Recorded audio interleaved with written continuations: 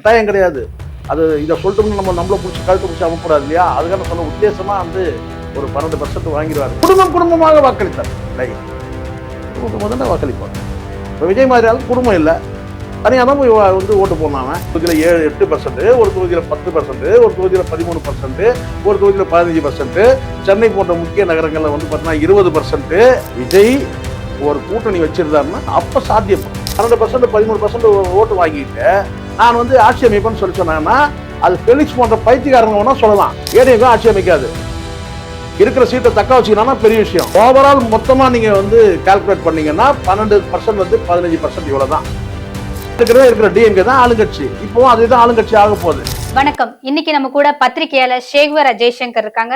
வணக்கம் சார். வணக்கம். கூட்டம் எல்லாம் ஓட்டா மாறாதுன்னு சொல்லிட்டு இருந்தாங்க. கூட்டம் எல்லாம் ஓட்டா மாறிடும் போல இருக்கிற மாதிரி இருக்கு நிலைமை. அதான் நீங்க வந்து டிவிக்கு ஓட்டு போட்டு வந்து உட்கார்ந்து பேசிடுங்க. இப்படிதான் நான் அப்படிதான் சொல்லவே இல்லை சார். மக்கள் சொல்றாங்க உங்க முகத்தை பார்த்தா தெரியல டிவிக்கு தான் ஓட்டு போட்டுருக்கீங்கன்னு தெரியுது. அப்படியெல்லாம் நான் அப்படிலாம் யாரும் ஓட்டு போடல. ஓட்டு போட நான் ஊருக்கு போக முடியல. அந்த நிலைமையில தான் இருந்துச்சு. மக்கள் சொல்லிட்டு இருக்காங்க கூட்டம் எல்லாம் ஓட்டா மாறாது. இல்லம்மா, நான் சொல்றது நல்லா புரிஞ்சுங்கம்மா. இது இந்த நல்லா இன்னைக்கு நல்லா தெரிஞ்சுங்க தங்கச்சி. இது வந்து இன்னைக்கு வந்து டிஜிட்டல் உலகம். ஒரு என்ன சொல்றது, ஒரு டிஸ்கோ வேர்ல்டுல நம்ம வாழ்ந்துட்டு இருக்கோம். இது ஒரு டிஸ்கோ வேர்ல்டு சொல்லுவாங்கல்ல, இது ஒரு கலர்ஃபுல்லான வந்து ஒரு உலகத்துல வாழ்ந்துட்டு இருக்கோம். எது உண்மை எது பொய், என்ன எது நிஜம் எது போலி எது தெரியாத ஒரு உலகத்துல நம்ம வாழ்ந்துட்டு இருக்கிறோம். புரியுதா சொல்றது? இதை வந்து நம்ம வந்து இதை உண்மைன்னு நம்ம வந்து நம்மளாலே நம்ப முடியல. இது நான் தானா அப்படின்னு சொல்லிட்டு நேற்றுக்கு ஒருத்தர் வந்து போட்டு வந்து காட்டுறாரு. என்னன்னு கேட்டீங்கன்னா இது வந்து ஏஐல கிரியேட் பண்ண சார் ஒன்று கொண்டு வந்து காட்டுறாரு. அதை பார்க்கும்போது அந்த படத்தை பார்க்கும்போது பார்த்தீங்கன்னா அப்படியே அந்த அந்த ஸ்பாட்டுக்கே போன மாதிரி ஒரு ஃபீல் வருது. ஒரு வயல்வெளியை பார்க்கும்போது பார்த்தீங்கன்னா இப்படி ஒரு இடம் பார்த்ததே இல்லை, ஆனால் சின்ன வயசுல எங்கேயோ பார்த்த மாதிரி இருக்கு இந்த இடத்த. அப்படி பார்க்கும்போது பார்த்தீங்கன்னா ஏஐல கிரியேட் பண்ணதுன்றாரு. கற்பனையில் ஏஐல கிரியேட் பண்ணது. ஸோ இன்னைக்கு வேற லெவலில் போயிட்டு இருக்குமா. அதனால வந்து இதெல்லாம் வந்து எனக்கு தெரிஞ்ச வரைக்கும் நான் சொல்றேன், எது நிஜம் எது போலினே கண்டுபிடிக்க முடியாத சூழ்நிலை வந்து பார்த்தீங்கன்னா இது நீங்க சொல்ற மாதிரி வாக்குகள்லாம் வந்து அப்படியே வந்து ஓட்ட பண்ண உண்மைதான். ஏன்னா சில பேர் சொல்றான் வந்து சார் அவர் வந்து இத்தனை பர்சன்டேஜ் எடுத்துறாரு அத்தனை பர்சன்டேஜ். நான் சொல்றேன் உத்தேசமா ஒரு அனுபவத்தின் அடிப்படையில உத்தேசமா சொல்றோம். என்னன்னு கேட்டீங்கன்னா கட்டாயம் கிடையாது. அது இதை சொல்லிட்டோம்னு நம்மளை பிடிச்சி கழுத்து பிடிச்சி அமுக்கூடாது இல்லையா? அதுக்கான சொல்ல உத்தேசமா வந்து ஒரு 12% வாங்கிடுவாருங்க. என்ன சார் நீங்க அப்படியே ஓட்டு போடும்போது அப்படியே பயங்கரமா கலங்கி வந்து நீ ஒரு தொகுதியில பார்த்துட்டு சொல்லலாத, ஒரு பூத்துல பார்த்துட்டு. தமிழ்நாடுன்றது எவ்வளவு பெருசு, 234 தொகுதியில வந்து பார்த்தீங்கன்னா எவ்வளவு குக்கிராமங்கள் இருக்கு. ஒரு ஒரு ஊருக்குள்ள போவீங்கம்மா நீங்க, ஒரு 2 கிலோமீட்டர் போவீங்க, ஒரு சிங்கிள் ரோடு தான் போவோம். ஒரு சிங்கிள் ரோடு தான் போவோம். நானும் அந்த சிங்கிள் ரோட போறோம். இது உள்ள போன பிறகு பார்த்தீங்கன்னா அந்த ஊருக்குள்ள பிரம்மாண்டமான வந்து ஒரு கோயில் இருக்கு. அந்த கோயிலை சுத்தி பார்த்தீங்கன்னா கிட்டத்தட்ட ஒரு 6-7 கிராமம் இருக்கு. அந்த 6-7 கிராமத்திலும் குறைஞ்சபட்சம் பார்த்தீங்கன்னா ஒரு 1500 வீடு இருக்கு. அந்த கோயில் வந்து பார்த்தீங்கன்னா முதல்ல எப்படி அந்த காலத்துல கொண்டு வந்து அந்த கல்லுகளை கொண்டு வந்து சேர்த்தாங்க, எதுல கொண்டு வந்து சேர்த்தாங்க, அந்த கற்களை கொண்டு வந்து சேர்த்தாங்க, எப்படி அந்த கோயிலை கட்டினாங்கன்னு அதுவே ஒரு பிரமிப்பா இருக்கு. அதை தாண்டி வந்து பார்த்தீங்கன்னா அது ஊரை சுத்தி ஒரு 6-7 கிராமத்துல வந்து கிட்டத்தட்ட ஒரு 1000 வீடு இருக்கு. அங்க வாக்கு கேட்கறதுக்கெல்லாம் போக முடியுமா? அதுவும் விஜய் போன்ற நபர்கள் வந்து ஒரு கவர்ச்சியான வந்து தோற்றம் கொண்ட ஒரு நடிகர்கள் வந்து அந்த பகுதிக்குள்ள போக முடியுமா? போயிட்டு ரிட்டர்ன் வர முடியுமா? ஏன்னா இருக்கிறதே ஒத்த ரோடு, சிங்கிள் ரோடு. இப்ப புரியுதுங்களா? அப்போ அங்க ஒரு இருக்கிற ஓட்டுக்கு வந்து பார்த்தா அங்க கட்சி ஆரம்பிச்சதே தெரியல. விஜய் கட்சி ஆரம்பிச்சதே இந்த முறை பாத்தீங்கன்னா எந்த முறையும் இல்லாம குடும்பமா ஓட்டு போட்டாங்க. குடும்பமா ஓட்டு போட்டாங்க. அந்த குடும்பமா வந்து பாத்தீங்கன்னா யாருக்கு ஓட்டு போட்டாங்க? ஒரு கற்பனை உலக உடனே ரைட் உடனே குடும்பமா யாருக்கு ஓட்டு போட்டாங்க தெரியுமா? அது வந்து எங்க தலைவர் வந்து பாத்தீங்கன்னா டிவிக்கு தலைவர் தான் ஓட்டு போட்டாங்க. அப்படி சில பைத்தியம் சொல்லிட்டு இருக்குது. இதெல்லாம் உங்களுக்கு தான் புதுசா தெரியுது. எங்களுக்கு நாங்கெல்லாம் வந்து எங்க வீட்டு வாசல் இருந்து வெளியில உட்காந்து சின்ன பையனா இருக்கும்போது வீட்டு வாசல்ல உட்காந்து பார்ப்போம்.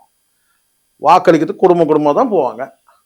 இப்பயாவது பரவாயில்ல இந்த ஓட்டர் ஐடின்னு கொடுத்துருக்காங்க. ஓட்டர் ஐடி இல்லாத ஒரு காலகட்டத்துக்கு தெரியுமா உங்களுக்கு? தெரியுமா அது காலத்துக்கு? இப்போ ஓட்டர் ஐடி எடுத்துட்டு போறீங்க. எங்க காலத்துல ஓட்டர் ஐடி இல்லாம எங்க அப்பாலாம் வந்து பாத்தீங்கன்னா ரேஷன் கார்டு எடுத்துட்டு போய் தான் ஓட்டே போடுவாங்க. ஏன்னா ஓட்டர் வைக்கிறதுக்கு என்ன ஒண்ணு ரேஷன் கார்டு. ரேஷன் கார்டை வச்சுதான் ஓட்டு போட்ட காலமா. அதுக்கப்புறம் வந்து தான் ஓட்டர் ஐடி, அதுக்கப்புறம் வந்து தான் வந்து பாத்தீங்கன்னா ஆதார் அட்டை. புரியுதுங்களா? அட்டை மேல அட்டை வாங்கி வச்சுருக்கிறோம். இப்போ இது அட்டைகளுக்கு பஞ்சமே கிடையாது இப்போ. ஆனா நம்ம வந்து பார்த்தா சாதாரண மக்களை இந்த அரசு வந்து அட்டை மாதிரி உரியுது. இதான் உண்மை. காரணம் நிறைய அட்டை கொடுத்துட்டால கையில எல்லாத்தையும் வச்சுட்டு நம்ம வந்து சுத்தி சுத்தி பார்த்துட்டு இருக்கிறோம். எதுக்கு சொல்றேன்னா, அப்படிலாம் ஒரு கால குடும்பம் குடும்பமா சொல்றீங்கல்ல, அது எப்பத்துல இருந்து நீங்க பாக்குறீங்க சொல்லுங்க. குடும்பம் தான் ஓட்டு போடுவாங்க. ஒரு வீட்டுல இருக்கிறாங்கம்மா, புருஷன் முன்னாடி இருக்காங்க, வாக்களித்துக்கு வந்து பாத்தீங்கன்னா நீ முதல்ல போயிட்டு வா, நான் அப்புறம் வரேன் சொல்லுவாங்க. வழக்கமா வந்து பாத்தீங்கன்னா கப்புள்ஸ் போறாங்க, அது குடும்பம் தானே. குழந்தைங்களுக்கு வந்து ஓட்டு தான் குழந்தைங்கள கூப்பிட்டு வருவாங்க. நீங்களே நியாயம் சொல்லுங்க. இந்த நிறைய இந்த கதையெல்லாம் உடைக்கணும். முதல்ல குடும்பமாக வாக்களித்தார். குடும்பம் தான் வாக்களிப்பாங்க.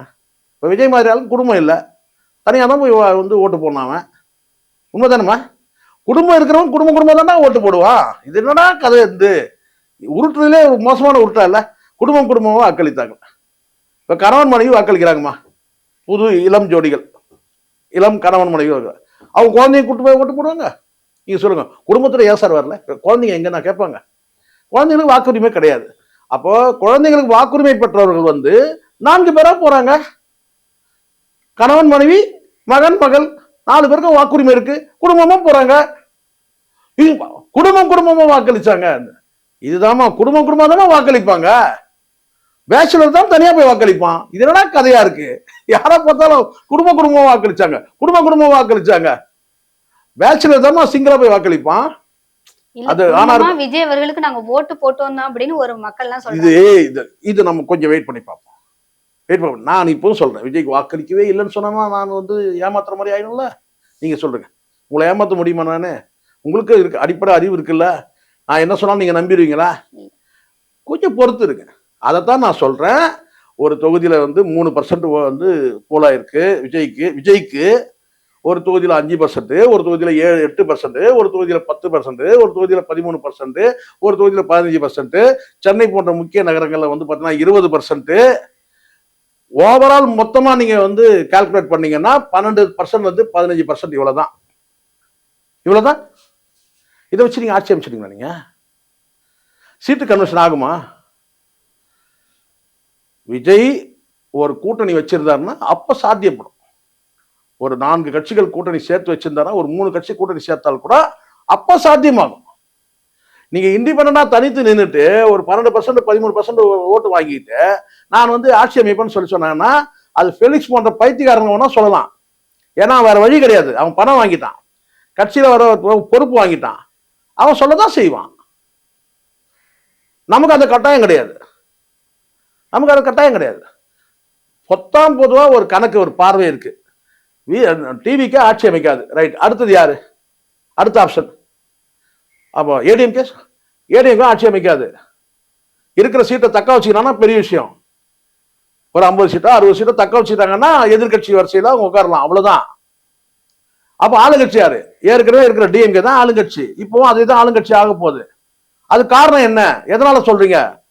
அவங்க கிட்ட அதிகாரம் இருக்கு, பணம் இருக்கு.